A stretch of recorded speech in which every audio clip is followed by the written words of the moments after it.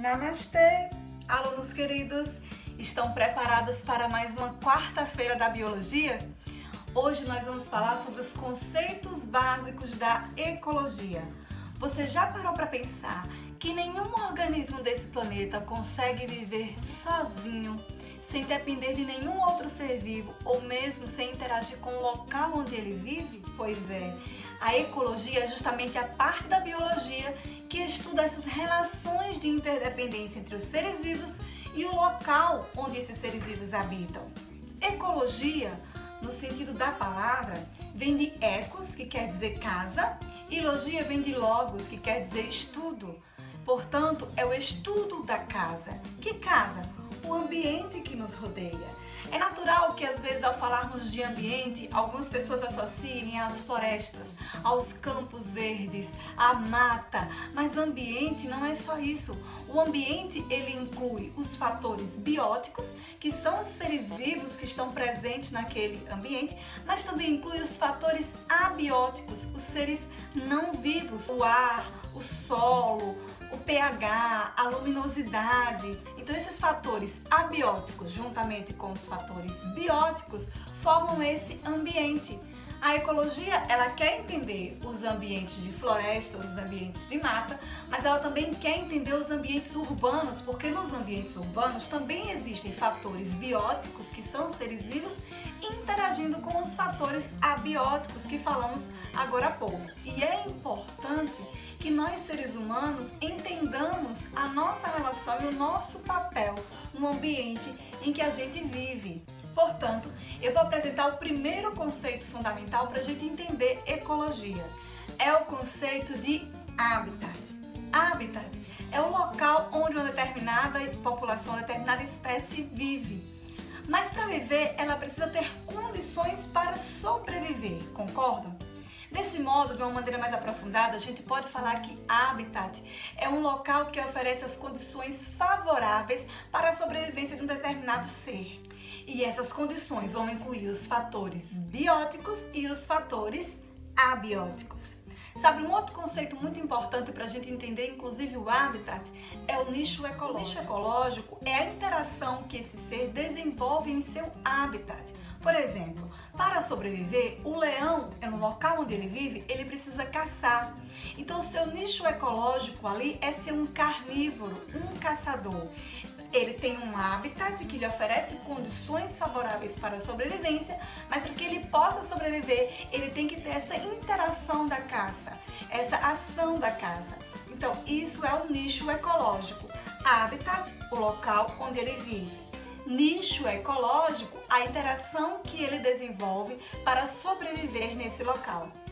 Agora que você já entendeu o que é habitat e o que é nicho ecológico, vamos entender os níveis de organização dos seres vivos. O primeiro nível de organização, importante para o estudo da ecologia, é o indivíduo, a espécie. Como é que esse ser funciona? Como é a estrutura do seu corpo? Do que é que ele precisa para sobreviver? Então, a espécie é o primeiro nível de organização dos seres vivos estudados pela ecologia. Quando vários seres de uma mesma espécie estão interagindo entre si, então nós chegamos ao segundo nível de organização dos seres vivos, que é uma população de seres da mesma espécie que estão interagindo. Quando vários indivíduos de uma mesma espécie, por exemplo, uma população de sardinhas, começa a interagir com outras populações, seja de algas, de fitoplâncton, de caramujos, então nós temos várias populações interagindo, nós dizemos que isso é uma comunidade. A comunidade também é chamada de biota ou biocenose. Se você pensar em várias populações de seres vivos interagindo, você vai perceber que haverá a influência de outros fatores também.